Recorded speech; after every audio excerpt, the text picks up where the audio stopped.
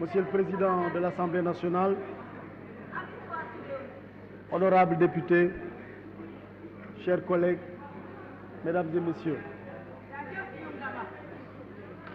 maa ngi nuyu ñëpp di sant ñëpp di baalu àq leen baal àq di ñaan yàlla boole ñu baal.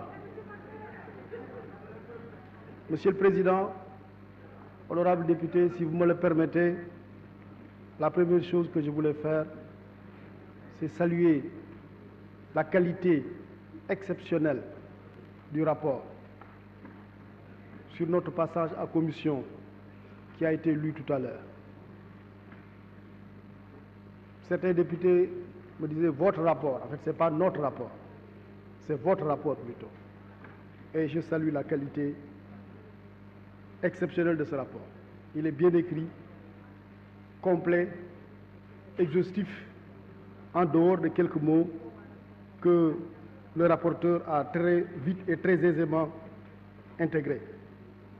Après ça, je voulais dire un mot de remerciement. Remerciement d'abord à l'endroit du groupe parlementaire Benno Bokk Yakaar, avec ceux qui ont pris la parole et qui ont tenu des propos très aimables à mon endroit, parfois même exagérés sur mes qualités ou ma personne, avec une mention particulière au brillant plaidoyer du président du groupe parlementaire, Maître Oumar Youm. Mais c'est normal aussi, c'est un avocat talentueux, connu.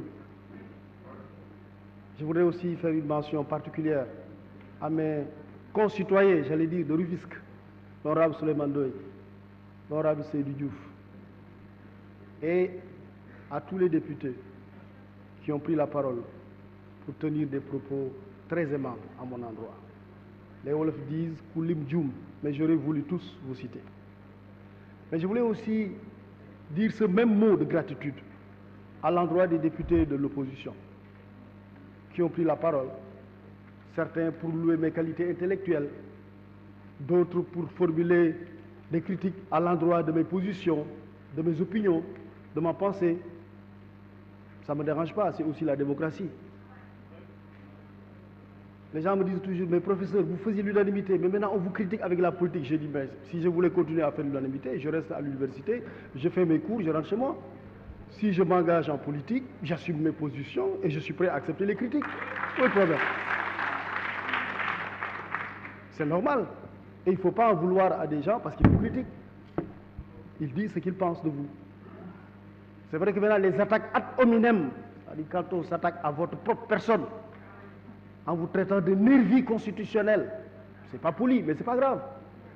En fait, quand on comprend bien français, on peut être plus courtois, plus enrobé, plus fin, plus éloquent dans le propos. Mais quand on est brutal aussi, c'est pas grave. Il faut prendre chacun tel qu'il est. Il ne faut pas prendre les individus tels qu'on voudrait qu'ils soient, mais il faut les prendre tels qu'ils sont.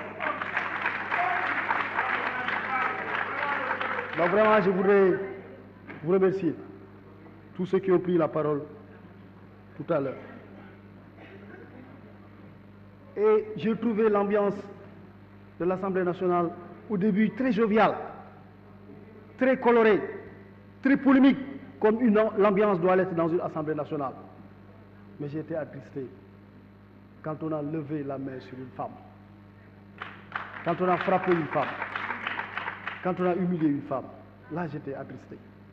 Mais sinon, tout le reste, oui, bon tailleur constitutionnel, oui, etc. Non, ça, c'est pas grave, c'est la politique. La politique, c'est le déclenchement des poursuites, le procureur, parce que le procureur, il agit sous les instructions du garde des Sceaux, etc. Mais quand le procureur poursuit, le garde des Sceaux ne peut pas l'arrêter. Mais le garde des Sceaux peut, parce qu'il applique la politique pénale définie par le gouvernement, et notamment le président de la République, dire il faut instruire, il faut poursuivre, il faut être plus sévère pour réprimer la lutte, le vol de bétail, il faut être plus sévère contre les viols, il faut être plus sévère contre le trafic de drogue. Mais ça s'arrête là. Ça s'arrête là. Tout le reste de la chaîne de la justice, l'État ne le contrôle pas. Pas du tout. Le procureur, d'ailleurs, ceux qui sont habitués au procès savent que le procureur, c'est une partie. Hein. Il requiert,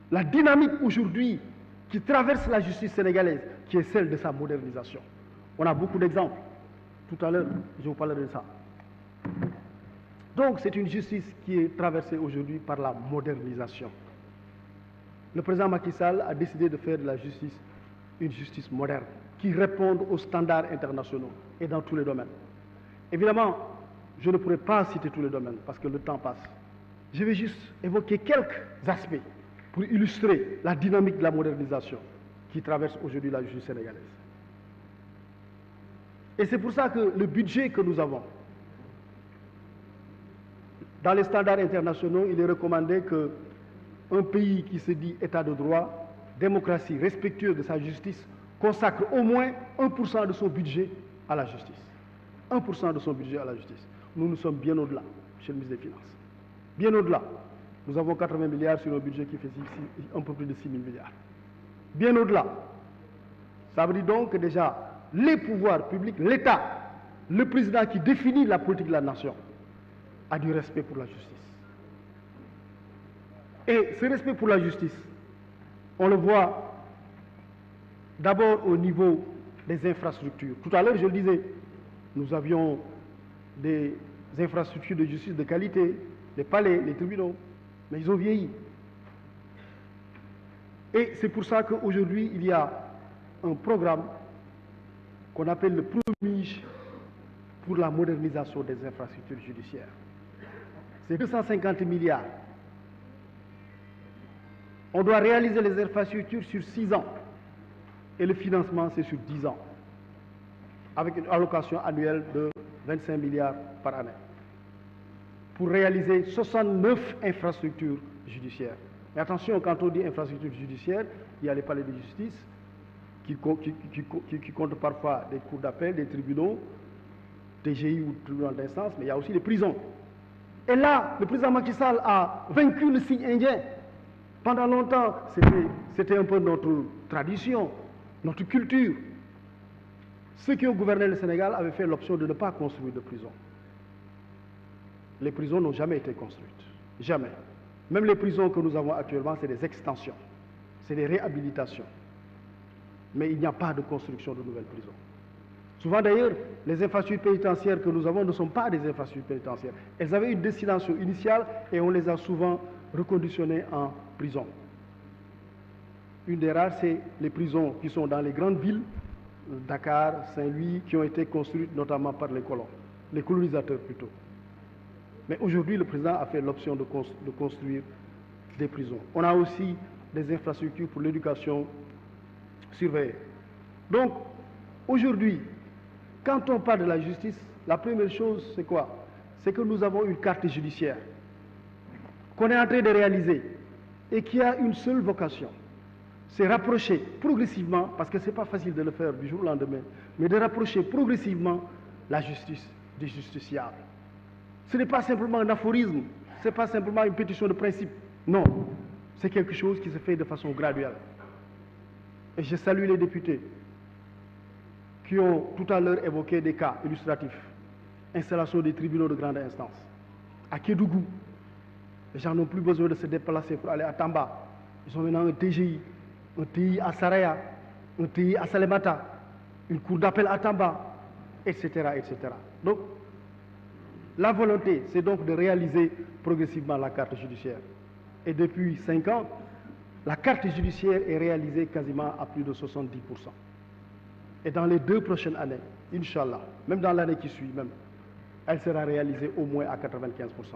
J'en profite pour répondre à mon concitoyen, l'honorable Souleymane Ndoye. Effectivement, Rufisque aura son tribunal de grande instance. Mais la justice, on ne peut pas se réveiller et construire tout d'un coup les infrastructures. Non. C'est pour ça qu'en attendant que les infrastructures se réalisent, et je vous assure, dans tous les pays, ça s'est fait comme ça. Dans tous les pays, on a utilisé des infrastructures de fortune en attendant de réaliser de vraies infrastructures judiciaires. Pour qui connaît par exemple des pays comme la France ou comme la Belgique, ben, il fait autant, c'est dans des hangars qu'on rendait la justice. Mais 10 ans après, c'est de grands palais qui ont été construits. Ici, c'est l'option.